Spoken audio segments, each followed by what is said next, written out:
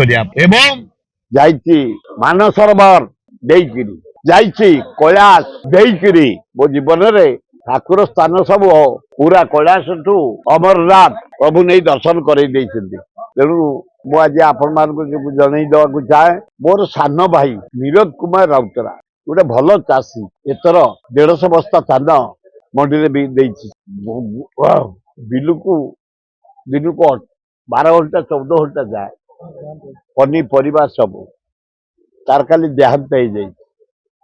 ତେଣୁ ହେ ଜନସାଧାରଣ, ମୁଁ ପ୍ରାୟ 30-32 ରାମନୀଳାରେ ବୁକ୍ ହେଇଛି, ନିମନ୍ତ୍ରଣ ସବୁ ଆଇଛି।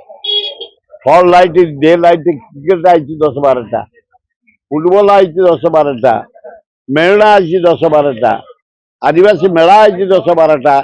ଏଇ ଯୋଉ 11 ଦିନ ମୋ ସାନ ଭାଇର ସୁଧକ୍ରିୟା 12 ଦିନ, ଏ 12 ଦିନ ମତେ କ୍ଷମା କରିବେ।